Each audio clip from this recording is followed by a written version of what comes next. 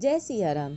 धार्मिक कथाएं चैनल पर एक बार फिर से आप सभी का बहुत बहुत स्वागत है। सनातन धर्म का शाश्वत सत्य इसके पवित्र वैदिक शास्त्रों से आता है।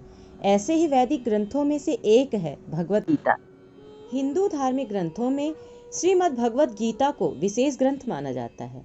यह मात्र एक ग्रंथ नहीं बल्कि हजारों वर्षों पहले कहे गए ऐसे उपदेश हैं जो मनुष्य को आज भी जीने की कला सिखाते हैं, जीवन के विभिन्न रास्तों पर उसका मार्गदर्शन करते हैं। वेदों और उपनिषदों से लेकर शंकराचार्य तक के सभी मतों व मान्यताओं का सार इसमें समाहित है। इसमें संग्रहित 700 श्लोक सप्त महाद्वीप के समान गंभीर है, जिनको पूर्ण रूप से समझ लेने पर भारतीय चिंतन का समस्त सार ज्ञात हो सकता है। श्रीमद् भगवत गीता की महिमा अगाध और असीम है। यह ग्रंथ प्रस्थान त्रय के अंतर्गत निहित है। मनुष्य मात्र के उद्धार के लिए 3 राजमार्ग प्रस्थान त्रय नाम से जाने जाते हैं। एक वैदिक प्रस्थान जिसको उपनिषद कहते हैं, दूसरा दार्शनिक प्रस्थान जिसको ब्रह्म सूत्र के नाम से जानते हैं, और तीसरा स्मार्त प्रस्थान जिसको श्रीमद् भगवत गीता कहते हैं। भगवान श्री कृष्ण ने अपने परम मित्र अर्जुन को गीता का उपदेश दिया था, जिसमें मानव जीवन के हर एक पहलुओं के बारे में विस्तार से बताया गया है। कौरवों ने जब पांडवों को राज्य में कोई अधिकार देने से मना कर दिया, तब कुरुक्षेत्र में अधर्म के खिलाफ धर्म के युद्ध की पृष्ठभूमि तैयार हो गई। पांडवों और कौरवों की सेनाएं युद्ध के लिए कुरुक्षेत्र में आमने सामने थीं। उस समय अर्जुन रथ पर सवार थे और उनके सारथी थे भगवान श्री कृष्ण। अर्जुन ने देखा कि कौरवों की ओर से दुर्योधन ने सभी भाई कर्ण, द्रोणाचार्य, पितामह भीष्म समेत अनेक सगे संबंधी युद्ध के लिए खड़े हैं।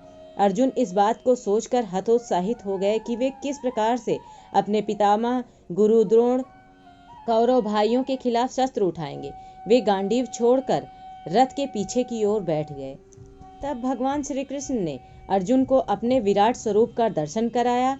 उन्होंने बताया कि मनुष्य का अधिकार केवल कर्म करना है और हार जीत, जीवन मरण, दुख, शोक, हर्ष जैसी अनेक चीजों पर उसका कोई वश नहीं है। आत्मा अमर है और शरीर नश्वर है। सृष्टि में जो कुछ भी होता है वह सब उनकी वजह से ही होता है। भगवान श्री कृष्ण ने मार्गशीर्ष शुक्ल एकादशी तिथि को गीता का उपदेश दिया था, जिसके बाद अर्जुन को वास्तविकता का ज्ञान हुआ और वे युद्ध के लिए खड़े हुए।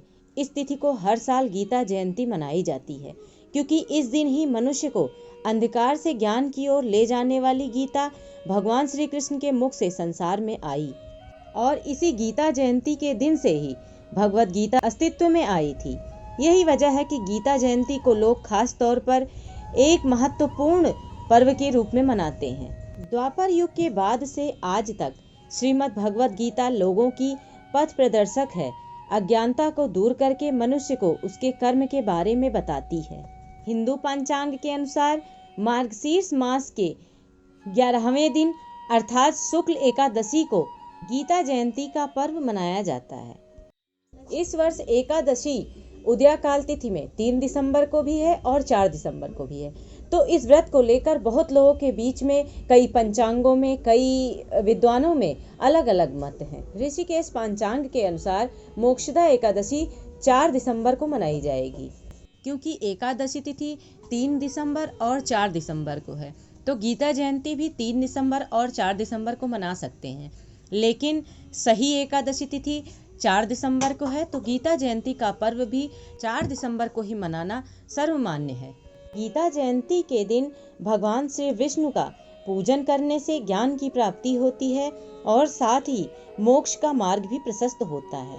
तो गीता जयंती के दिन सर्वप्रथम भगवान विष्णु की पूजा अर्चना करनी चाहिए। शास्त्रों के अनुसार गीता जयंती पर भगवत गीता की भी पूजा और आरती करनी चाहिए। इसके पश्चात ही गीता के सारे पाठ करना चाहिए।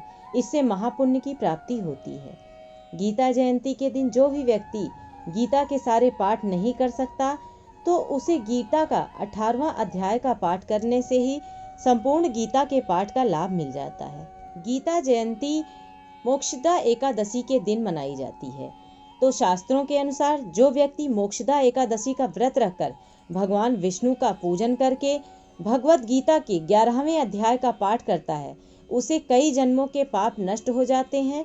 गीता के 11वें अध्याय में भगवान श्री कृष्ण द्वारा अर्जुन को अपने विराट रूप के दर्शन करवाकर उसका वर्णन किया गया है। इसीलिए जो भी व्यक्ति गीता जयंती से रोजाना नियमित रूप से गीता के 11वें अध्याय का पाठ करते हैं, उन्हें भगवान श्री विष्णु के दर्शन करने का पुण्य प्राप्त होता है। आशा करती हूँ आप लोगों को मेरी यह वीडियो अवश्य ही पसंद आई होगी। यदि वीडियो पसंद आई हो तो कमेंट करके बताएं और वीडियो को लाइक करें। साथ ही मेरे चैनल को सब्सक्राइब करें और बेल आइकन को भी प्रेस कर दें ताकि मेरी वीडियोस के नोटिफिकेशन आप सभी को मिलते रहें। और कमेंट बॉक्स में भगवान श्री कृष्ण और श्रीमद् भगवत गीता का नाम भी अवश्य लें। धन्यवाद।